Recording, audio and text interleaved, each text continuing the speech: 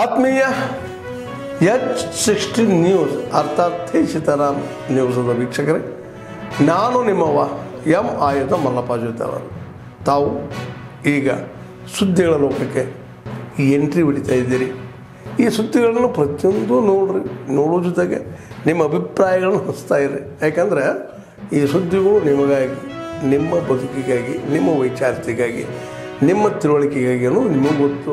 ಜೊತೆಗೆ ನಮಗೂ ನಿಮ್ಮೊಂದಿಗೆ ಇದೊಂದು ಮಾತಾಡುವಂಥ ಜೊತೆಗೆ ಸುದ್ದಿಗಳನ್ನು ಬಿಡುವಂಥ ಕೆಲಸ. ಈ ಕೆಲಸದಲ್ಲಿ ನಾವು ನಿಮ್ಮೊಂದಿಗಿದ್ದೀವಿ ಅಂತ ಹೇಳ್ತಾ ನೋಡ್ತಾ ಇರಿ ಸುದ್ದಿಗಳನ್ನು. ಇವತ್ತು ಕರ್ನಾಟಕ ಸರ್ಕಾರ ಕಬ್ಬು ಬೆಳೆಗಾರರಿಗೆ ನಿನ್ನೆ ಸುದೀರ್ಘ ಚರ್ಚೆ ಮಾಡಿ ಮುಖ್ಯಮಂತ್ರಿಗಳು ಪ್ರತಿ ಟನ್ನಿಗೆ 3,300 ರೂಪಾಯಿ ಪೇಮೆಂಟ್ ಮಾಡ್ತೀವಿ, ಇದರಲ್ಲಿ ಹಾರ್ವೆಸ್ಟಿಂಗು ಮತ್ತು ಕಟ್ಟಿಂಗ್ ಟ್ರಾನ್ಸ್ಪೋರ್ಟೇಷನ್ ಬಿಟ್ಟು ಅಂತ ಹೇಳಿದಾರೆ. ಇದನ್ನು ನಾವು ಕಬ್ಬು ಬೆಳೆಗಾರರೆಲ್ಲರೂ ಆತ್ಮೀಯವಾಗಿ ಸ್ವಾಗತ ಕೊಡ್ತೀವಿ. ಅದೇ ದುರಂತ ಏನು ಅಂತ ಹೇಳಿದರೆ, ಕಲಬುರಗಿ ಜಿಲ್ಲೆಯಲ್ಲಿ ಇದು ಅನ್ವಯ ಆಗೋದಿಲ್ಲ ಅನ್ನೋ ಧೋರಣೆ ಇಲ್ಲಿ ಸಕ್ಕರೆ ಕಾರ್ಖಾನೆಗಳು ಮುಂದಿನ ದಿನ ತೆಗೆದುಕೊಳ್ಬೋದು. ಅವ್ರು ಕಾರಣ ನೀಡ್ತಾ ಇದ್ದಿದ್ದು ಇಲ್ಲಿ ರಿಕವರಿ ಕಡಿಮೆ ಇದೆ, ಇಲ್ಲಿ 10%, 10.5% ರಿಕವರಿ ಬರಂಗಿಲ್ಲ ಅಂತ ಹೇಳ್ತಾರೆ. ಇವತ್ತು ನಾನು ಕಬ್ಬು ಬೆಳೆಗಾರರಾಗಿ ನಾನು ಹೇಳ್ತೀನಿ, ಇಡೀ ಕಲಬುರಗಿ ಜಿಲ್ಲೆಯಲ್ಲಿ ಒಂದೇ ಒಂದು ಶುಗರ್ ಫ್ಯಾಕ್ಟ್ರಿ ಇತ್ತು, Aland sugar factory. Aland sugar factory cooperative ಇದ್ದಾಗ ಇಲ್ಲಿ 12.5-13% ರಿಕವರಿ ಬರ್ತಾ ಇತ್ತು. ಈಗ ನಮ್ಮ ಜಮೀನು ಒಂದೇ ಇದೆ, ನೀರು ಅದೇ ಇದೆ, ವಾತಾವರಣ ಸೇಮ್ ಇದೆ. ಈಗ ಯಾಕೆ 7.5-8% ಆಗ್ತಾ ಇದೆ? ಈಗ ಆ ಕೋಆಪರೇಟಿವ್ ಶುಗರ್ ಫ್ಯಾಕ್ಟ್ರಿ ಹೋಗಿ ಈಗ ಇಲ್ಲೆಲ್ಲ ಪ್ರೈವೇಟ್ ಶುಗರ್ ಫ್ಯಾಕ್ಟ್ರಿ ಬಂದಿದೆ. ಅವರು ದೊಡ್ಡ ಮಟ್ಟದಲ್ಲಿ ಮ್ಯಾನಿಪುಲೇಟ್ ಮಾಡಿ ನಮ್ಮ ರಿಕವರಿ ಪರ್ಸೆಂಟ್, ನಾವು ರೈತರು ಸರಬರಾಜು ಮಾಡಿದ ಕಬ್ಬಿನ ರಿಕವರಿ ಪರ್ಸೆಂಟ್ ಭಾಳ ಕಡಿಮೆ ಮಾಡಿ ಅವರು ದುಡ್ಡು ಹೊಡಿತಾ ಇದ್ದಾರೆ. ಇದು ರೈತರಿಗೆ ಆದಂಥ ದೊಡ್ಡ ಮೋಸ. ಇವತ್ತು ಜಿಲ್ಲಾಧಿಕಾರಿಗಳಿರಲಿ, ಜಿಲ್ಲಾ ಉಸ್ತುವಾರಿ ಸಚಿವರು ಇರಲಿ, ನಾನು ಬೇಡ್ಕೊಳ್ಳೋದಿಷ್ಟೇ, 10 ವರ್ಷ ಹಿಂದೆ ರಿಕವರಿ 12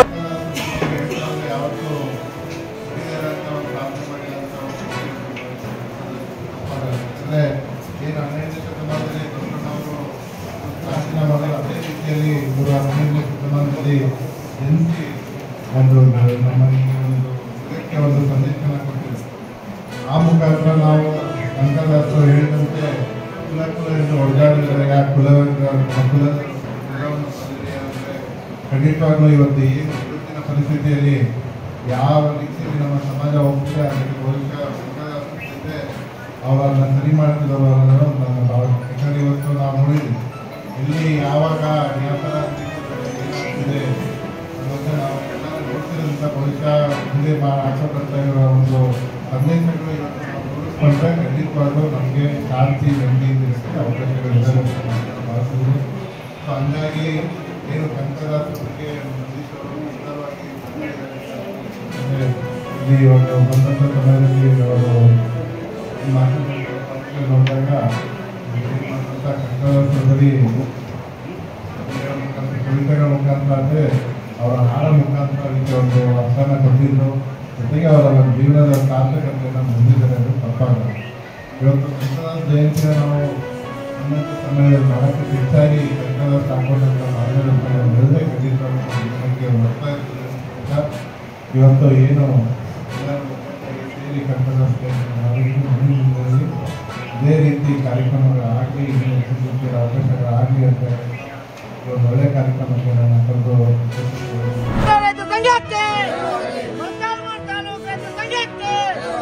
ರೈತ ಹೋರಾಟಕ್ಕೆ, ರೈತ ಚಳವಳಿಗೆ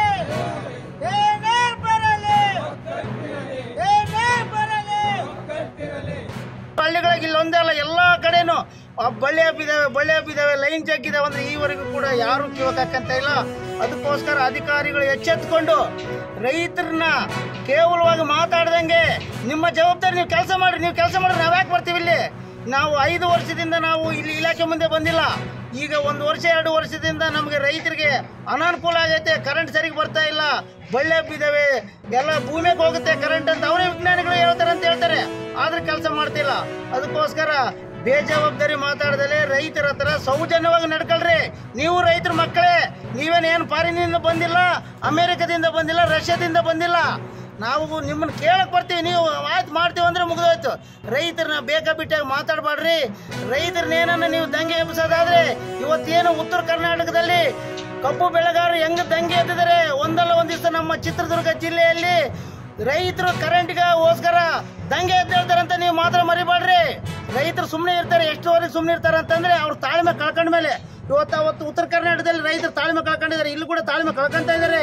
ಅದಕ್ಕೋಸ್ಕರ ರೈತರನ್ನ ಸರಿಯಾಗಿ ನಡೆದುಕೊಂಡು ನಿಮ್ಮ ಕೆಲಸ ನೀವು ಮಾಡ್ರಿ ಅಂತ ಹೇಳ್ತಾ ನಿಮ್ಗೆ ಎಚ್ಚರಿಕೆ ಕೊಡಕ್ಕೆ ಬಂದಿದ್ದೀವಿ ನಾವು. ಅದಕ್ಕೋಸ್ಕರ ಇವತ್ತು ನಿಮ್ಮ ಕೆಲಸ ನೀವು ಮಾಡ್ರಿ. ನಿಮ್ಮ ಅಧಿಕಾರಿಗಳಿದ್ದಾರೆ, ನಿಮ್ಗೆ ಸಂಬಳ ಕೊಡ್ತಾರೆ, ನೀವೇನು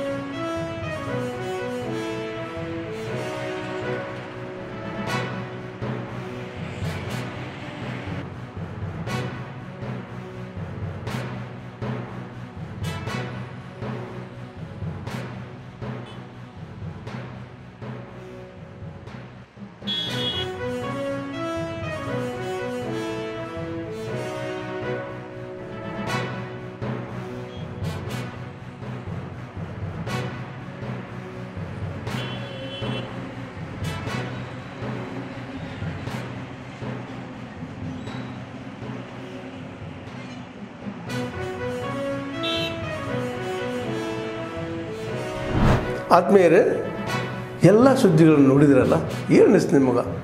ಇದರಲ್ಲೇ ನಿಮ್ಗೆ ಲೈಕ್ ಆಗಿರ್ಬೋದು, ಡಿಸ್ಲೈಕು ಆಗಿರ್ಬೋದು, ಕಾಮೆಂಟ್ ಬೇಡಪ್ಪ ಅಂತೂ ಅನಿಸಿರ್ಬೋದು, ಕಾಮೆಂಟ್ ಮಾಡಬೇಕಪ್ಪ ಅನಿಸಿರ್ಬೋದು. ಶೇರ್ ಮಾಡಬಾರ್ದಪ್ಪ ಅನಿಸಿರ್ಬೋದು, ಅದು ಮಾಡಬೇಕು ಅನಿಸಿರ್ಬೋದು. ಏನಾದರೂ ಆಗಲಿ ಶೇರ್ ಮಾಡ್ತಾಯಿರಿ, ಈ ನ್ಯೂಸ್ಗಳನ್ನ ಹಂಚ್ತಾ ಇರಿ, ಜೊತೆಗೆ ಇದಕ್ಕೆ ಸಬ್ಸ್ಕ್ರೈಬ್ ಆಗ್ತಾಯಿರಿ ಅಂತ ಹೇಳ್ತಾ H16 ನ್ಯೂಸ್ ಅರ್ಥಾತ್ ಹೇ ಸೀತಾರಾಮ್, ಇದು ಸತ್ಯದ ಕೈಗೆ ನಡಿ. ವಂದನೆಗಳು.